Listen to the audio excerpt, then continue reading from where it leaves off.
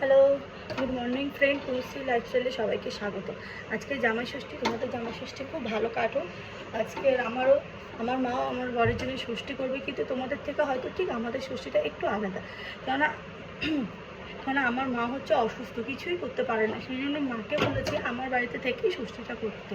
তো সব কিছুই আমি মাকে জোগাড় করে দিই, তারপরে গিয়ে মা ষষ্ঠীটা করে। যেহেতু আমার মা অসুস্থ, আমি চাই না কষ্ট করে আমার ঘরের জন্য কিছু করুক, তো আগে মা, তারপরে এইসব রিচুয়াল, তাই না?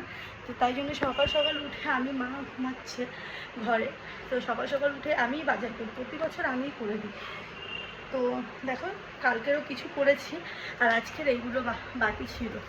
আম, কোল্ড ড্রিঙ্কস, যেগুলো মানে লাগে জামাই ষষ্ঠীর জন্য, সেইগুলোই করে এনেছি।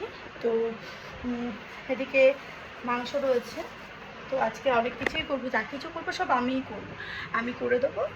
আর আমার মা জাস্ট নিয়মটা পালন করবে।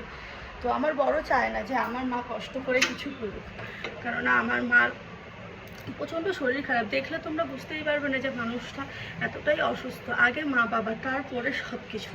তো আমরা এটাই করি। আর এত তীব্র গরমে বয়স্ক মানুষদের পক্ষে সম্ভব নয় যে একা সব কিছু করা। তো আমরা যদি সব কিছু করে দিই তাহলে ওদেরও সুবিধা হবে, তাই না? তো সেই জন্য চলো আমরা কী কী করছি সব কিছু তোমাদের কাছে আজকে শেয়ার করব, যে আমরা জামাই ষষ্ঠীটা কীভাবে পালন করি, আমাদের বাড়িতে জামাই ষষ্ঠীটা কীভাবে হয়। ওকে,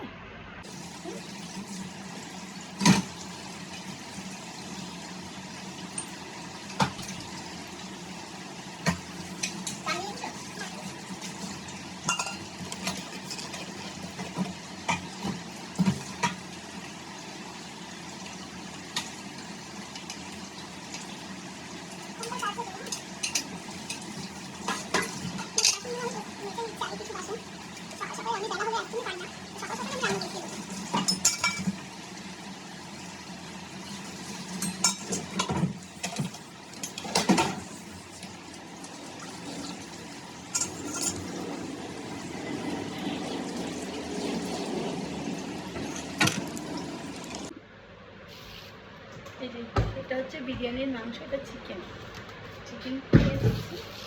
আর চিকেন বিরিয়ানির সাথে মটন কষা, কেননা প্রতি বছর অনেক কিছু আমার মা করে, ডাল করে, মানে যা যা হয় সেইগুলো করে। তো আমার বরের ওইসব পছন্দ না, আমার বর খায় না, আমার মেয়েও ওইসব পছন্দ করে না।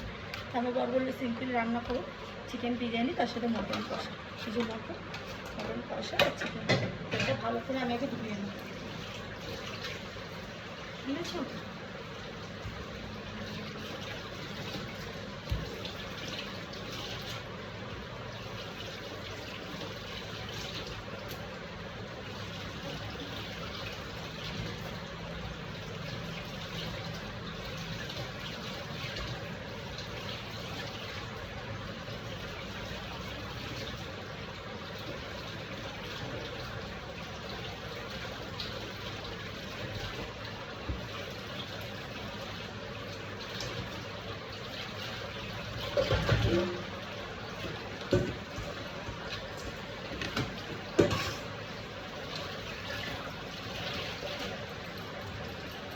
চলো আমি ধুয়ে নিই, কাটাকাটি করে নিই, তারপরে তোমাদের সাথে আসছি। দেখো রান্না কমপ্লিট, মটন কষা রেডি। এদিকে আমার মা জামের জন্য এগুলো সব রেডি করলো। এইদিকে দেখে নাও বিরিয়ানি কমপ্লিট, সব কমপ্লিট। শুধু এবার পালা হচ্ছে জামাইয়ের এগুলো খাবার পালা। ওই জামাই কই? দেখো ফ্রেন্ড, ফাইনালি জামাই ষষ্ঠীর খাবার রেডি। দেখো এদিকে সব হচ্ছে জামাইয়ের খাবার।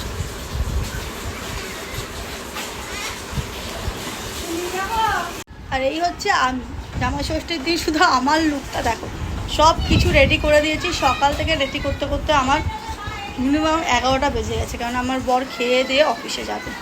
তো কারা কারা এরকম জামাই ষষ্ঠী পালন করো আমাকে জানাবে, আমার তো খুব ভালো লাগছে। কেননা মা অসুস্থ, মায়ের বাড়িতে মা বলেছিল আমাকে যেতে, যে আইভা করবো, কিন্তু এত গরমের মধ্যে আমি আর আমার হাজব্যান্ড বললাম যে না, কোনো দরকার নেই, এত গরমের মধ্যে তোমাকে করার দরকার নেই, সব কিছু আমি তোমাকে রেডি করে দেবো, তুমি করো এখানে।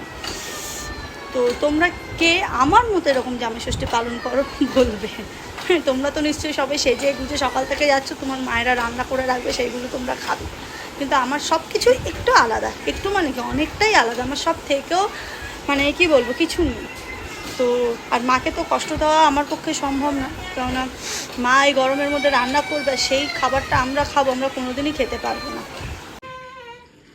দেখো ফাইনালি আমার হাজব্যান্ডের সব নিয়ম কানুন হচ্ছে। আমার মা নাইটি পরে করছে। জামাই ষষ্ঠীর এই হচ্ছে আমার ফাইনাল চান করে পুজো দিয়ে নাইটি পরে চলেছে। এত গরমে আর শাড়ি পরার ইচ্ছা নেই, আর নিজের বাড়িতেই থাকবো তো অত সাজুগুজু করে কি লাভ, সাজুগুজু করে তো রোজই দেখছে। দেখো এই আমার মেয়ে ডান্স করতে লাগছে, হাজব্যান্ড চলে গেছে অফিস, এই যে আমার সোনা মা ডান্স করছে, ডান্স বক্স চালিয়ে। আর আমার জামাই ষষ্ঠীর খাওয়া দাওয়া সব কমপ্লিট। এই হচ্ছে আমার জামাই ষষ্ঠীর পরে যদি কেউ থাকে, এই হচ্ছে আমার ঠাকুরের ষষ্ঠী। এই যে মন ভরে যায় যদি আমি পুজোটা দিই। সারাদিন পরে কাজকর্ম করার পরে ঠাকুরকেই ভালো করে পুজো দেওয়ার পরে মন একদম ভরে গেছে। এইবার পুরো টাটা বাই বাই করতে করতে ঘুমিয়ে পড়বো, কেননা দেখো ঘড়ির কাঁটায় বাজে 2টো। দেখো ঘড়ির কাঁটায় বাজে 2টো। চলো টাটা বাই বাই, দেখা হবে আমার নেক্সট ব্লগে। তোমরা ভালো করে এনজয় করো, ভালো করে জামাই ষষ্ঠী কাটাও। আর লাস্টে জামাই ষষ্ঠী করার পর লাস্টে কেউ ঝামেলা করো না এই গরমের মধ্যে। আর বারবার কোল্ড ড্রিঙ্কস খাও, গ্লুকন্ডি খাও, লেবু জল খাও, পারলে ডাবের জল খাও। নিজের শরীরের প্রতি খেয়াল রেখো, প্রত্যেকটা মা বাবার যত্ন রেখো। Bye bye.